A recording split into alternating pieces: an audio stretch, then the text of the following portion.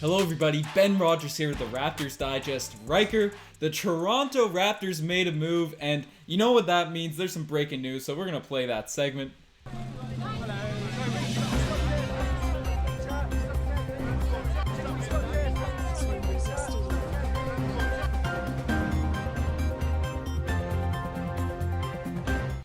Riker, people have been asking, specifically the people not on the tank wagon as you and I have jumped on in the past couple weeks. They have been asking for the Toronto Raptors to get a center, and with that devastating loss, or the massive loss, it wasn't really devastating for us. The Raptors went out and signed Freddie Gillespie from the G League. He's a 6'9", 250-pound center, rebounder, shot blocker. What are your initial impressions from what you've seen of him in looking at the highlights and looking at his story? Before we get into that, Ben, do you think that losing against the Los Angeles Lakers in the fashion that they did, with no Drummond, no Anthony Davis, Montrezl Harrell getting ejected at the very beginning, was that the final tipping point? Not after getting decimated by the Pistons, the historical winning most Houston Rockets, losing against the Timberwolves, having complaints by fans all season long saying we need center, not getting any center in the Norman Paychild. In the Norman Powell trade, do you think that losing against the Lakers was the final straw? Is that why he's getting picked up? Yes. That was the final straw. Masai Ujiri saw Marc Gasol look like Hakeem Olajuwon back to prime form against this Toronto Raptors team. He said, enough's enough. Even if we're still tanking, we need someone there. But he's got a really interesting story. But what are your takeaways from Freddie? I'm watching his highlight reel live time. I would assume most people are same as us, unless you follow college basketball. This guy has probably never been high on your radar. So we dug into the facts a little bit, and there's some things that are promising. Now, if you are on the side that the Raptors should tank, such as we are, maybe you're a little bit worried that this guy might come in and actually be an impact player, given how slow Aaron Baines seems to get into the game and how undersized Boucher is as a big. So my initial thoughts are this guy might actually help us win, Ben. Yeah, no, it's a very interesting player because obviously rebounding is a big issue. If we his stats currently, in the G League bubble, he averaged 11 points per game and 10 rebounds. Doesn't shoot threes. He's a hustle player, and he has a really cool story record because he's a guy in high school, was only 5'11 or so, grew, he's 6'9 at this point, as I just mentioned, but didn't make his JV team. Now, he was coming off of an ACL injury, which I know it's a brutal injury to come back from, so I'm sure that played a role, especially for a guy that relies on his athleticism. But then, after his high school season, played some Division III basketball. Every team, it seems, he's been on, he's fought for minutes and made his way to the next level. Then he went to Baylor, who they won the NCAA tournament this year, right? Yeah, so Yep. He was on their squad last season, and he went on there as a walk-on, made that squad, and he was a guy that became a leader. He was on the bench, and then last season he got the starting unit. He won a bunch of awards in college, and they were projected to win last season as well. They were favorites in the NCAA. You and I don't follow it too closely, but went undrafted, got picked up by the Dallas Mavericks in the draft this year, he went undrafted and then got signed to a preseason contract with the Mavericks, got waived. I think he played in one preseason game, and then balled out in the G League, and now the Toronto Raptors are giving him a shot. So that's his story. I should have had his image up. He's got cool hair too. He's a big guy, maybe not the tallest, but he's a bigger, heavier set guy, muscular, right? The hair's flowing. I think he could be a really interesting pickup, Riker. Ben, people have been begging for Precious Achiuwa if there was a Heat trade that had to have come through with Kyle Lowry. They've been pestering us come trade deadline to maybe make a move for Rashawn Holmes. We didn't get either of those guys, but they do have similar hair, so we can at least take a sigh of relief that we have somebody with the long hair at the center position. But Ben, there is a couple of things that are intriguing. Again, he's 6'9", but he's very big. He has a lot of weight on him for that size. And yeah, you're playing in the G League. The competition isn't as the same as it is when you step up and take the next step to the pros. But in 28 minutes, 2.3 blocks per game. Yep. Right? That's pretty impressive. 10 rebounds per game. It's really those things. It's interior defense and rebounding that is the glaring hole for the Raptors. Now, obviously also bench scoring. But you look at that most recent loss against the Lakers, they got they hit almost all of their threes, but it still became a contest towards the end. They brought it within 10 points, 9 points, I believe, the Toronto Raptors. So if you had to have had a more solid interior defensive presence, stop those layups, maybe got a couple more rebounds, got into transition a little bit more, maybe they wouldn't have lost that game, right? There's a couple games that we looked at this season where they definitely would have won if they had an inside presence at the bare minimum, which they currently don't have. So this guy, he might come in and get minutes, and he might actually be nice, Ben.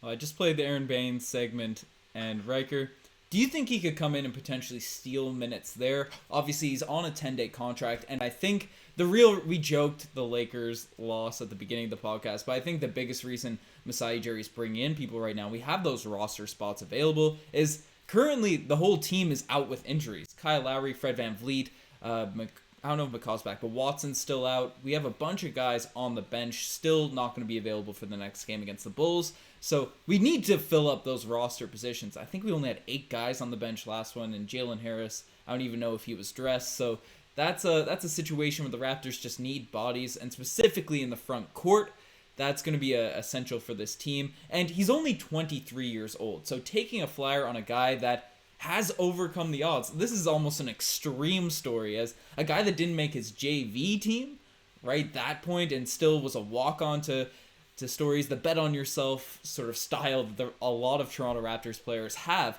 right? Fred VanVleet was a college superstar. He made those runs with Wichita State, I believe. He was known. He was a guy that was highly regarded as NCAA, even though he went undrafted, right? This guy was a walk-on and made his name known on Baylor and stuff. So if he's overcoming the odds, overcoming ACL injuries, overcoming all of this, then maybe that's a guy that you can sort of bet on as Masai Ujiri, that he's going to improve, because he certainly had rapid improvement since his high school career. He's going to bring the energy. He's going to develop his game. Obviously, we haven't seen him play live games. We've just checked out highlight tapes, and we're excited to see what he can actually do in the NBA. But if he can sort of refine his skill set around being an energy player, that's all Siakam was when he came into the league. So I don't want to put up Siakam. A lot of people have been trashing on him this season, but still, he was all NBA second team. I don't want to put those level of expectations on a guy resigning for a 10-day contract, but still, it's a really interesting sort of signing. I love those energy defensive guys, because the Raptors usually find a way, whether it's in the 905 for a couple seasons or being in the deep bench, they usually find a way to develop them and carve out somewhat of a role in the NBA. Yeah. And this is the thing. It's not he will be nice. It's he could be nice. Yeah, he exactly. could be nice. And we're not even saying he could be great, whatever. He's just a guy who will come in. And your initial question was, could he steal minutes? The answer is absolutely yes. And this doesn't need to be an Aaron Baines bashing pod or an Aaron Baines hating pod, but general consensus among fandom, and I would assure that front office is thinking the same, is that once you have the chance to move on and move up from Aaron Baines, you're going to do that. And he plays not consistent minutes. So that's the issue, is he doesn't have a good sample set to be like Aaron Baines is getting 28 minutes consistently, but he's when he gets 20 minutes or more, he's not getting 10 rebounds. He gets blocks every now and then, Ben. Over his last 10 games, he's only had 2 games where he had blocks at all, right? So the defense has been suspicious. It's been questionable at times. It's drawn a lot of ire from our fan base. His rebounding, right? Los Angeles, he only had 3 defensive rebounds. In that OKC loss, I think he played 21 minutes. He only had 2 total rebounds. Like, Aaron Baines has just been so incredibly up and down. So if this guy is going to come in and his intention is to get more than a 10-day contract, if it's to get extended, if it's to get a couple of minutes, right? I don't see Boucher being his primary competition, because Boucher can stretch the floor. You've said it a bunch of times. He's really a stretch 4, right? He's really a power forward just because of his skill set and his ability. He's more quick. He's more mobile. This guy, he's coming in to compete at the 5, and the only 5 is Aaron Baines right now. And if he can just come in, rebound, block some shots, he's absolutely going to steal minutes. Yeah. The thing about it is, because clearly from what we've seen, a shot blocker or rebounder, defender, those sorts of things, and he has improved his scoring apparently exponentially since he's really been playing formal basketball and stuff. But so we'll see if that develops further. It's going to be tough to tell on a 10-day contract, because obviously the Raptors have had 10-day guys they've kept for just 10 days and let them go. But if he can come in and be that sort of energizer, rebounder, that's one thing, right? And the Raptors have a lot of guys that can do that. Even Chris Boucher does that, more of a natural 4 position, even though what is Chris Boucher's height? It's 6'10", 6'10", Yeah. 6'11". But he's a thinner frame 6'10", right? He got bullied by, I don't even know the name of that deep bench center on the LA Lakers. We've seen it happen with Dwight Howard at times. So Boucher's a natural 4, but the thing about where this guy hasn't size, he lacks in height. 6'9" for a center is a little bit small. It's, you know, if you're Montrezl Harrell height. Yeah, exactly, right? So in Montrezl Harrell, he's a guy that's highly touted, a really remarkable offensive player, right? He won 6th Man of the Year last season. He's very strong on that end of the floor, struggles on defense. Now, this guy is known for his defense and is an undersized center as well. So that's one of the potential limitations for him and the Raptors. We've been running OG Anunoby. I don't even know the proper heights of all of our guys, but what's OG's height? Because he's been running 6'8". The de facto center so far this season, and yes, he's a great on-ball defender and is a really massive guy. It'll be interesting to see how he lines up on the court with OG, but OG even struggles down there trying to guard those natural big men. So maybe OG's a 3. OG is a 3, just straight up. Yeah. He's a small 4, he's a 3, and he's a good enough defender to where he can guard any guy on a given possession, but you're just wasting OG playing the center spot. So I think if we might see those same struggles with him, even though he's a high energy player, that's one of the big questions I have. And then obviously the shooting, how he'd fit on the offensive end is a big factor. Yeah. But you mentioned that we picked up and dropped 10-day contract guys. Henry Ellenson, I believe that's his name, that started the season. Oh, my dog's going crazy. I'm going to pass it back to you to talk about that. Yeah, and you brought up Henry Ellenson. The Raptors have had 10-day guys. We had the other guy, I don't even remember his name at this point, another high-energy guy that played on the Raptors G League team at this point. Remember when everyone was out? I'm back. So my point about Henry Ellenson was going to be that he came in to be more of a shooting big, because I think at the time that he was brought in, yes, the center spot was an issue, but we did want a little bit more scoring from the bench, and he shot from the perimeter pretty well on the G League. But then he came in, and again, the best three-point shooters in the NBA are shooting low 40s, right? So to get up that, you need to take at least 2 shots. You might not even make those first 2. At that point, you're wasting shots, valuable shots, right, guys? You want Gary Trent Jr., you want the ball in his hand, you want Malachi Flynn getting his reps up. So that wasn't the move. But this guy, he's not going to come in. That could be a criticism that he can't stretch the floor. But if his energy the dog again. I apologize to the podcast, but my final point is that if he can get rebounds and blocks, he'll get minutes. Apologize.